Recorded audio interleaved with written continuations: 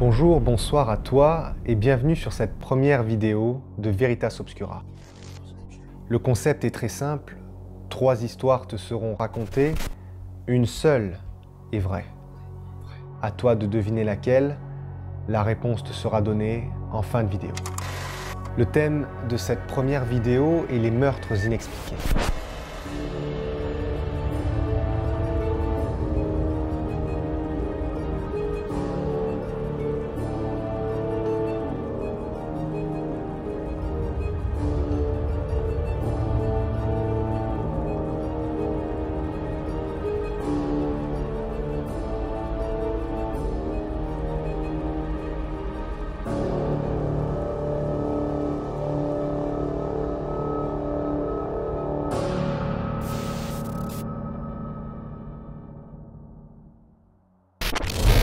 Cette première histoire mêle paranormal, multiples meurtres et une pioche.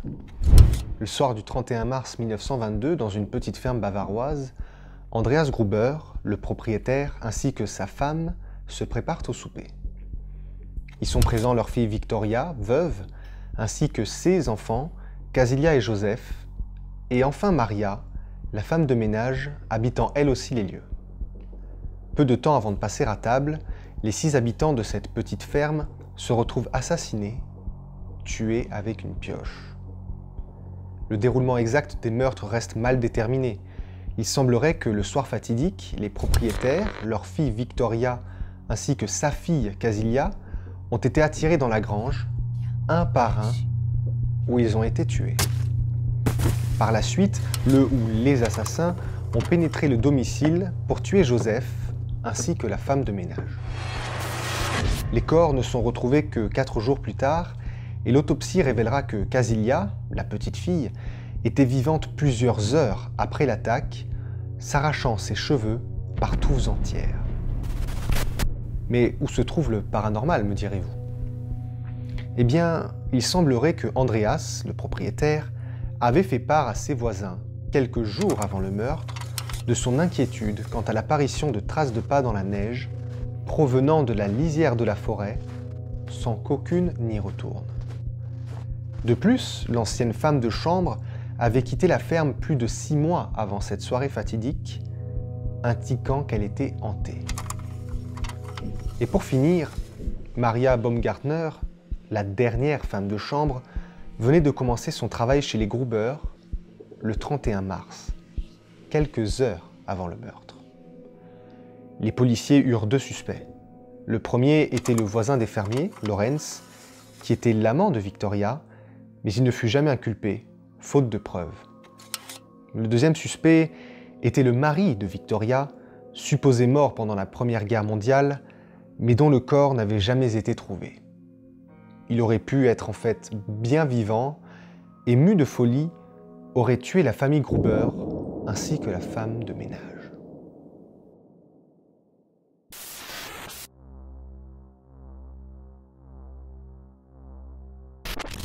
Cette deuxième histoire, tout aussi sordide et inexpliquée, se situe en Alabama, à Montgomery, dans le magasin de réparation automobile Gibson's Tire Pro. Le 20 juin 1978, dans cette petite enseigne de quartier, John Stevens et son frère Andrew y ont trouvé la mort de manière terrifiante. John l'aîné est retrouvé pendu au plafond du garage, une ficelle accrochée à la hâte à une chambre à air de voiture. Son frère, lui, semble avoir été battu à mort, le crâne lourdement abîmé. Les faits semblent s'être déroulés peu après l'ouverture du magasin, dans ce coin paisible de la ville, et aucun témoin oculaire n'a pu être trouvé à ce jour. Les 2 hommes semblent avoir été tués à un intervalle très proche. Andrew Stevens avait des abrasions au cou post-mortem, laissant présager que la pendaison fut effectuée après sa mort, tué de 2 coups de couteau en plein cœur. Quant à son frère, un objet contondant fut utilisé, bien qu'aucun des outils présents dans le garage ne présentait de traces de sang. L'enquête et la fouille du lieu portera ses fruits. Un devis de 2 500 $ de réparation, au nom d'un certain Oscar Murphy, était soigneusement plié dans la poche de chemise d'Andrew. Après vérification dans les bases de données, Oscar Murphy, 23 ans, était un délinquant multirécidiviste arrêté pour possession de stupéfiants qui appartenaient à un gang minoritaire de la ville. Pour les enquêteurs, le mobile était trouvé. Un devis pour une voiture qu'Oscar n'aurait pas voulu payer et un double homicide volontaire à la clé. Mais malgré l'apparente facilité de cette enquête, les policiers n'ont jamais réussi à mettre la main sur une preuve permettant de condamner Oscar pour ces meurtres. Celui-ci attestant de sérieux mobiles, vérifiables le jour du drame. Les nombreuses perquisitions au domicile n'avaient rien donné. Les suspects se sont succédés dans cette affaire, des proches qui auraient voulu l'affaire familiale ou de la concurrence dans le quartier voisin. Cependant, aucun mobile ne sera trouvé pour tous les cas étudiés. À ce jour, le meurtrier n'a toujours pas été retrouvé, malgré les efforts de la police pour résoudre l'enquête, allant même jusqu'à supposer un fratricide, impossible selon les proches. Un dernier indice, comme un pied de nez aux enquêteurs, viendra un jour du 5 septembre 1982, lorsque d'une cabine téléphonique, un homme délivrera ce message. Les frères Stevens, c'était moi. Avant de raccrocher et de ne plus jamais donner de nouvelles. Encore aujourd'hui, une prime de 10 000 $ est proposée à quiconque pourra aider à retrouver le meurtrier des frères Stevens.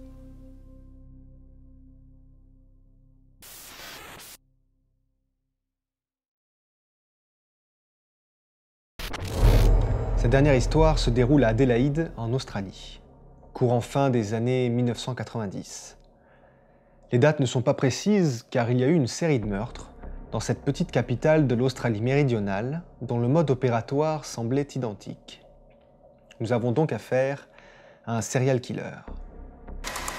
Il faut savoir qu'Adélaïde a été construite stratégiquement autour du fleuve Torrens qui le traverse et puis se jette dans l'océan. Cette précision est importante car tout comme dans la série Dexter, les 3 victimes qui ont été retrouvées étaient grossièrement découpées, puis emballées dans des sacs noirs et jetées dans le fleuve Torrens.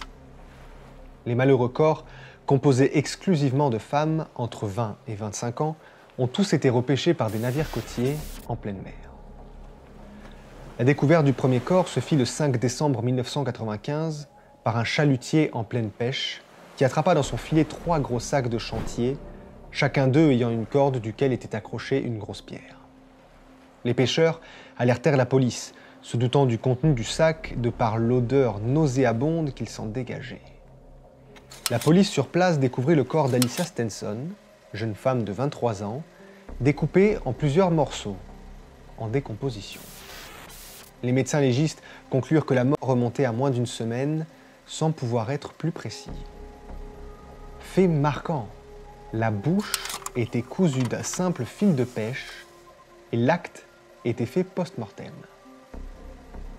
On interrogea la famille, les amis, les voisins de cet universitaire en fin d'école de droit, mais aucun mobile satisfaisant n'apparaissait. Les mois passèrent et au mois de février 1996, la police, qui fait face à une population en colère face à ce meurtre irrésolu, se retrouve avec non pas un, mais bien 2 corps retrouvés à l'embouchure du Torrens par un petit bateau de pêcheurs. Les plongeurs dépêchés sur place rapportent 4 sacs, en plus des 2 autres trouvés par le malheureux pêcheur. Kate Brisbane, 25 ans, et Olivia Milton, 20 ans, sont toutes 2 retrouvées, elles aussi en décomposition avancée. La bouche cousue d'un fil de pêche. Le mobile se découvre. 3 femmes dans la vingtaine, la bouche cousue. Il est clair que l'homme, à présent le plus recherché du pays, ne s'en tirerait pas comme ça. Et pourtant. La traque fut longue, dura jusqu'au début des années 2005, mais devant le mutisme du serial killer et le peu de nouvelles informations, la police dut se résoudre à ranger temporairement l'affaire en non classé. L'enquête, au point mort depuis, est toujours ouverte et chaque année à Adélaïde, une marche est consacrée aux 3 filles tuées par ce serial killer qui ne voulait pas qu'elles parlent, même après leur mort.